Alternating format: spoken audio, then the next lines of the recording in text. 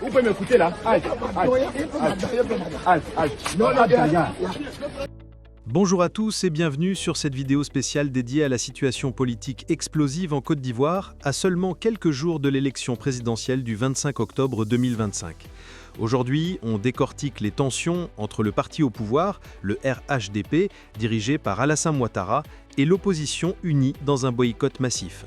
Avec des exclusions de candidats clés, des manifestations réprimées et des craintes de violence, le pays est sur le fil du rasoir. Restez avec moi pour une analyse solide et précise, basée sur les faits récents.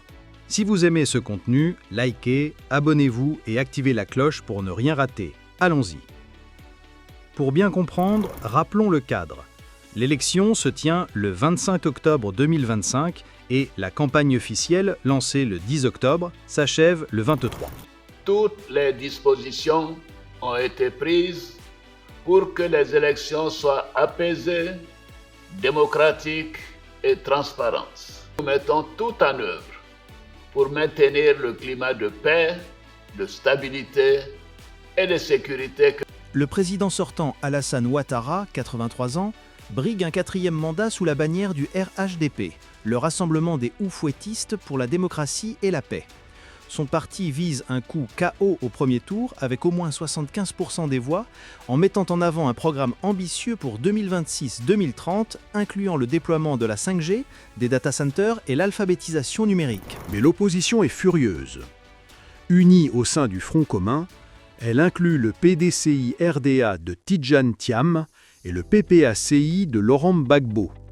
Seulement 4 challengers ont été validés par le Conseil constitutionnel: Simone et Yvette Gbagbo du MGCI, Henriette Konan-Kouadio-Lago du MPS, Jean-Louis Billon, dissident PDCI, et Aoua Don-Melo du Mouvement des Patriotes. Les figures majeures comme Laurent Gbagbo, condamné pour crimes économiques malgré son acquittement à la CPI, Tidjane Thiam, pour des questions de nationalité et condamnation, Guillaume Soro et Charles Blé-Goudet ont été exclus.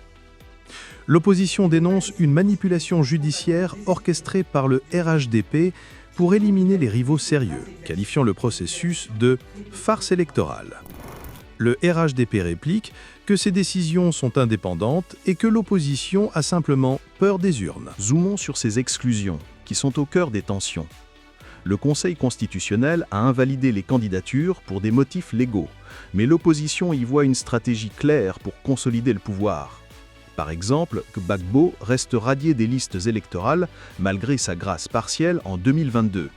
Thiam, ancien patron de Credit Suisse, était perçu comme un challenger économique crédible. Ces rejets ont radicalisé l'opposition, qui accuse le régime de dérive autoritaire et d'utiliser la justice comme outil politique. De son côté, le RHDP balaie ces accusations, affirmant que les règles s'appliquent à tous et que les opposants cherchent à reporter l'élection pour imposer une transition forcée.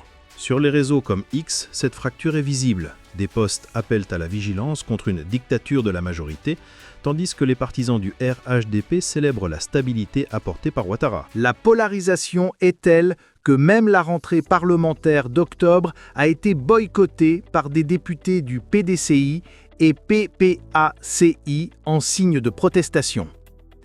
Passons maintenant à la répression sur le terrain, un point critique. Depuis mars 2025, les autorités ont imposé une interdiction générale des rassemblements publics pour 2 mois, justifiée par des motifs de sécurité.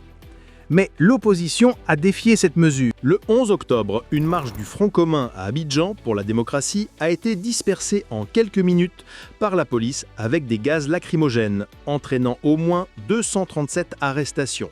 C'est le bilan officiel des arrestations depuis le début de ces manifestations récentes concentrées en octobre. Parmi ces détenus, 26 ont déjà été condamnés à 36 mois de prison ferme par des tribunaux ivoiriens pour participation à des manifestations interdites. Amnesty International a condamné cette répression des manifestations pacifiques, appelant les autorités à respecter le droit de protester. Des incidents violents ont suivi. Le 15 octobre, un jeune manifestant de 22 ans a été tué par balle à Beaunois. l'opposition accusant les forces de sécurité, tandis que le gouvernement pointe des tireurs non identifiés. Le RHDP justifie ces mesures par la nécessité de maintenir l'ordre, accusant l'opposition d'utiliser des subterfuges pour déstabiliser le pays. Pour sécuriser le scrutin, 44 000 agents de sécurité ont été déployés à travers le territoire. L'opposition ne lâche rien. Le PDCI et le PPACI exigent une révision complète de la liste électorale, un audit indépendant de la Commission électorale indépendante, CEI, qu'ils jugent partisane, et un dialogue national inclusif.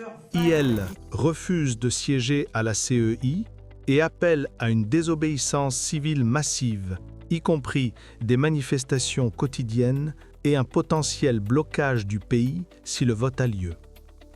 Ce boycott vise à délégitimer le scrutin en misant sur une abstention record et la mobilisation de la diaspora via les réseaux sociaux. Le RHDP reste confiant, multipliant les meetings comme celui de Daloa le 10 octobre. Il qualifie les demandes de l'opposition de suspectes et insiste sur le fait que le train de la présidentielle ne sifflera pas 2 fois.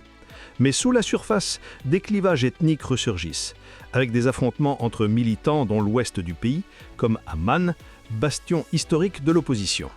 L'épiscopat ivoirien et l'International Crisis Group appellent à la désescalade pour éviter une répétition des 85 morts des violences électorales de 2020. À court terme, le pays reste globalement calme, mais une escalade post-électorale n'est pas exclue si les résultats sont contestés. La communauté internationale, ONU, Union européenne, surveille de près et pousse pour la transparence. Les Ivoiriens aspirent à une élection apaisée, mais la polarisation risque de perdurer. Qu'en pensez-vous ? Ouattara va-t-il l'emporter facilement ou l'opposition va-t-elle renverser la table ? Commentez ci-dessous. Merci d'avoir regardé, partagez cette vidéo pour informer plus de monde. N'hésitez pas à vous abonner et à bientôt pour une nouvelle vidéo.